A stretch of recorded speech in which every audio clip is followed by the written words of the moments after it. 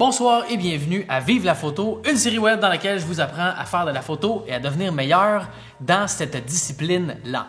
Ça fait plusieurs semaines, en fait ça fait 7 semaines que je vous montre quoi faire en photographie, puis j'avais envie de m'amuser ce soir et de vous montrer quoi ne pas faire en photographie.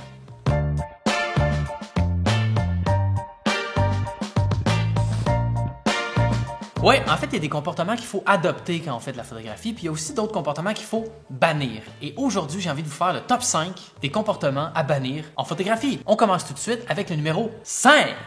Ne soyez pas de ceux qui apprécient les caméras photo pour leur technicalité et leur performance sur papier. J'ai vu une panoplie de sites qui mesurent des appareils, qui mesurent des lentilles et qui mesurent toutes sortes de choses qui se rattachent à la photographie avec soi-disant des appareils scientifiques qui nous permettent de connaître les performances des caméras. Moi, je trouve, et il y a un terme qui est absolument fantastique pour ça, je trouve que c'est de la bullshit. Parce que pour moi, ce qui compte quand j'ai un appareil dans les mains, c'est est-ce qu'elle fait des bonnes photos? Est-ce que je l'aime? Est-ce que j'aime l'interface? Est-ce que j'aime l'ergonomie? Est-ce que ça fit dans mon budget? Puis est-ce que je suis content de l'avoir acheté pour ce que j'ai besoin de faire avec? Honnêtement, je trouve ça vraiment étrange qu'on compare Nikon, Canon, Fuji, Olympus et ce genre de photos-là parce que, comme je l'ai dit dans les capsules précédentes, dollar pour dollar, dans le marché aujourd'hui, tu as sensiblement la même affaire. On dirait qu'il y a des gens qui se plaisent sur les blogs de photos à trasher des appareils, à trasher des lentilles, juste parce que c'est pas la marque qu'eux préfèrent ou quoi que ce soit. Honnêtement, si vous voulez être un consommateur averti, essayez des choses puis allez-y avec votre feeling. Votre intuition et votre appréciation du produit dépassent largement l'intuition et l'appréciation du produit d'une personne que vous ne connaissez pas. Fait que faites-vous confiance puis allez acheter ce qui vous plaît. Tout est bon aujourd'hui en 2017. Numéro 4, ben ça c'est 8, mais enlève-en un. 4. Utiliser son flash dans des conditions inappropriées. J'étais dans un spectacle de John Mayer récemment et on était très loin de la scène parce qu'on avait acheté nos billets vraiment tard. Et il y avait une dame à côté de moi qui prenait des photos du spectacle avec son iPhone et elle utilisait son flash. Le truc, c'est que quand tu es à peu près à 375 mètres d'une scène qui est déjà éclairée, le fait d'utiliser son flash ne peut que servir à éclairer les derrières de tête des gens qui ont chaud d'être là et qui sont devant toi. Le résultat de ce genre de photos-là, c'est des derrières de tête ultra éclairés qui transpirent parce qu'ils ont chaud et une petite scène beaucoup trop éclairée avec 2 petits spots d'écran de chaque côté puis toute la poussière qu'il y a dans l'air du fait d'être dans le Centre Bell. C'est pas vraiment recommandé. Aussi, il y a des gens qui font la même affaire avec des appareils professionnels en plein soleil pour compenser pour une mauvaise exposition. Ce que ça donne, c'est des gens qui ont des faces qui ont l'air d'être enduites de beurre. Le flash, c'est une chose, mais quand on veut faire des belles photographies avec un flash, il faut le contrôler. Il faut l'amener là où on veut qu'il soit. Prenez par exemple cette photo-là de mon ami Lou-Pascal Tremblay. J'ai fait ça en studio avec un flash. Ça veut dire qu'on peut faire des belles photos dans un studio avec un flash. C'est pas tous les flashs qui sont mauvais, puis c'est pas toutes les manières de l'utiliser qui sont mauvaises. C'est juste qu'il y a des conditions dans lesquelles c'est beaucoup mieux de l'utiliser. Par exemple, puis en passant, c'est pas pour vanter mon travail, c'est juste que quand je prends mes photos à moi dans mes capsules, ça me coûte rien de les utiliser. Donc si je prends cette photo-là, le flash est contrôlé, la lumière est douce, ça fait bien paraître le visage. Donc ce que je vous encourage à faire, c'est d'utiliser votre flash, mais de tester des choses avant de le faire. Le flash ne doit pas toujours servir à compenser pour une absence de lumière. Il faut le mettre dans notre bar pour faire en sorte qu'il éclaire la scène de façon agréable. C'est juste ça que je veux dire.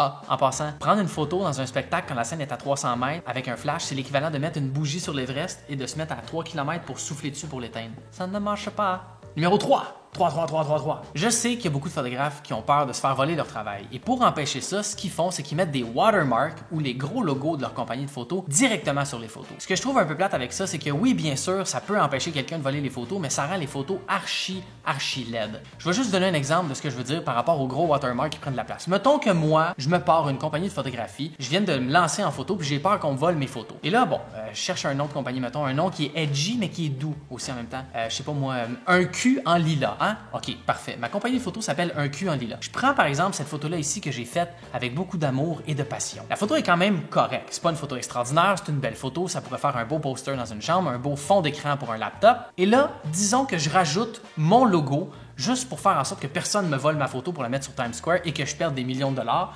Voici ce que ça donne.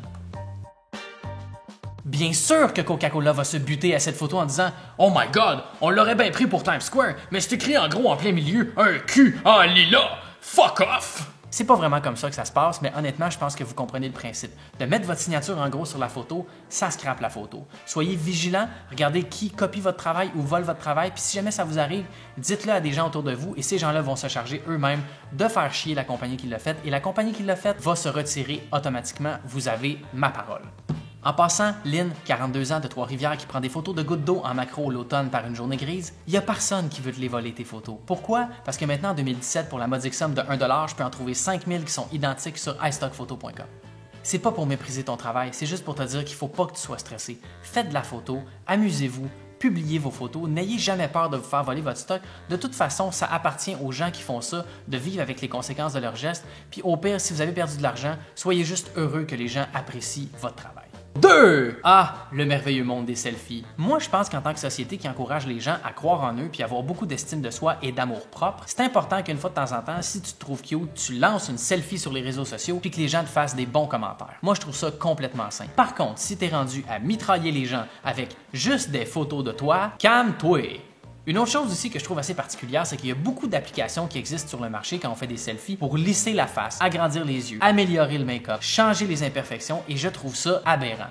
Vous êtes un humain. Vous avez une peau qui possède une texture, vous avez des imperfections et c'est ce qui compose l'être unique que vous êtes. Moi, je pense qu'on devrait laisser ça le plus naturel possible. Il y a des trucs qui existent pour prendre des belles photos de soi et c'est à la base une bonne exposition, un bon angle de pose, ce qui va faire en sorte que vous allez sortir des belles selfies de vous sans nécessairement avoir la face aussi lisse qu'un condom qu'on étire vraiment beaucoup. Là, vous allez me dire « Ah, tu dis ça parce que tu l'as déjà fait? » Ben oui, je me suis déjà mis des condoms sur la tête pour le souffler avec mon nez. Je trouvais ça drôle quand j'avais 28 ans. Juste vous montrer un peu qu'est-ce qu'on peut faire avec des applications qui aident à améliorer les selfies. Par exemple, ça, c'est une photo de moi. Et je l'ai légèrement modifié. Peut-être que vous n'allez pas remarquer les modifications, mais ça, c'est la version après. Vous avez vu, hein, comment c'est léger, simple et délicat? Empreint de toute ma sagesse, laissez-moi vous donner un conseil judicieux par rapport à l'utilisation des applications pour les selfies.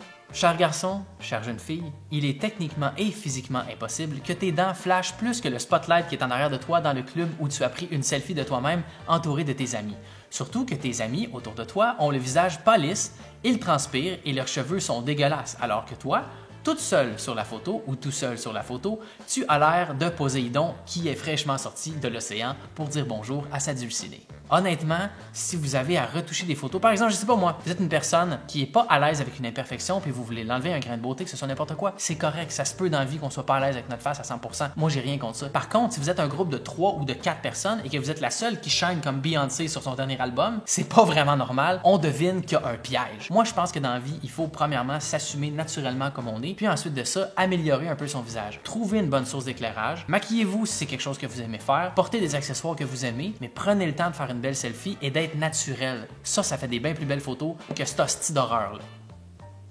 Numéro 1! Là, je veux vous parler des filtres. Moi, personnellement, dans ma carrière de photographe depuis les 4 dernières années, sur les photos 3 fois par jour, ça m'est arrivé environ à 80% du temps d'utiliser des filtres que VSCO fait, que j'utilise à travers Lightroom. Moi, j'ai aucun problème avec ça parce que des fois, ce que ça m'aide à faire, c'est d'ajuster certaines couleurs. Étant donné que ça fait longtemps que je fais ça, je sais quel filtre je peux utiliser avec quel type de couleur et quel type d'éclairage. Ça m'aide dans mon workflow créatif, ça m'aide aussi à améliorer la rapidité de mon travail et puis je sais exactement où je m'en vais avec le filtre. Ce que je fais, c'est que je mets le filtre à 100% sur les photos. Ensuite de ça, je le transfère dans Photoshop, je mets la photo pas retouchée plus la photo avec le filtre et là, je peux ajuster l'intensité du filtre et je continue avec le travail de retouche à partir de ce niveau-là. La chose que je trouve un petit peu aberrante, c'est des photographes qui vont faire des photos, qui vont mettre un filtre puis qui vont vendre des photos comme ça à des clients sans avoir fait aucune retouche. C'est un peu plat, je trouve que c'est pas vraiment gentil pour les clients puis ça manque de respect honnêtement dans l'éthique de travail du photographe. Pour moi, un bon photographe est capable de faire des bonnes photos puis est aussi capable de faire des bonnes retouches. Je vous parle pas de rajouter David Hasselhoff qui court au ralenti en arrière sur un coucher de soleil.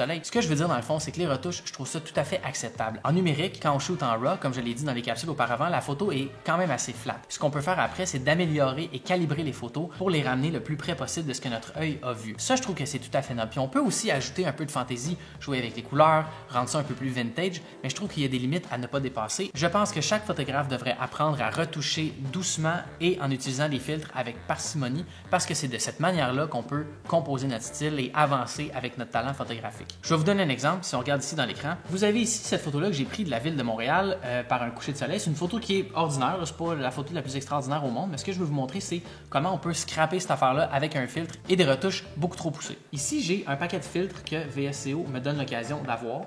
Puis là, mettons là, que moi, je suis un fou. Là. Moi, je veux faire une photo vintage, OK? Là, je m'en vais dans mes photos ici. Là, je m'en vais dans mes filtres. Oh my God, ça, c'est tellement vintage. Ah, ça, c'est... Ça ici, regarde-moi ça. Oh my God, ça c'est vintage. Là, je pourrais juste faire ça comme ça, redresser la photo. Puis je pourrais dire, c'est tellement pas assez vintage, il manque de grain. Je pourrais juste aller dans mon grain, mettre ça, Mettre ça du grain, ça fait vintage. Ça, j'ai remarqué que pour vrai, il y a beaucoup de photographes qui font ça. Ils font des photos, mettent un fil, met le grain au maximum. Pourquoi le grain au maximum? On est à l'ère du numérique, on a supprimé le grain. Les photographes n'aimaient pas nécessairement ça, avoir du grain dans la photo. Puis en passant, on dit pas du grain quand il est question de photo numérique, on dit du bruit numérique. Parce que du grain, c'est physique, ça se touche, ça se tâte, ça se palpe. Et là, en plus, qu'est-ce qui fait encore plus vintage? La cassure du grain, on peut mettre ça correction du voile. Attends, on va faire ça de même. Oh my God, que c'est vintage. Vignette, on met une vignette. Oh boy, regardez-moi ça.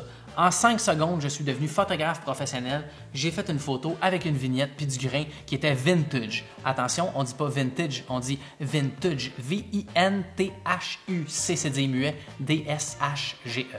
Vintage. Pour vrai, si vous êtes photographe, apprenez à retoucher comme il faut. Soyez respectueux aussi des gens qui vous engagent pour faire des photos. Je pense que c'est très important pour préserver la pertinence d'un photographe en 2017, alors que tout le monde peut se procurer une caméra et sortir une bonne photo une fois de temps en temps. Je vous remercie beaucoup d'avoir été là. J'espère que j'ai pas offusqué personne. Honnêtement, on s'amuse dans ces capsules-là. Je me prends pas au sérieux. Je pense que vous l'avez compris. La semaine prochaine, je réponds à vos questions. Si vous avez des questions, mettez-les dans les commentaires et je pourrai y répondre tout de suite après. Ensuite de ça, capsule 9, 10 et 11, on va apprendre à se servir de Lightroom. Lightroom, c'est l'application que j'utilise depuis le début pour vous montrer des photos. On va vraiment découvrir comment utiliser les logiciels à leur plein potentiel pour retoucher et éditer nos photos une fois qu'on les a prises. Merci vraiment beaucoup. Je m'appelle Alexandre Champagne. On se voit la semaine prochaine, 20h. Je réponds à vos questions.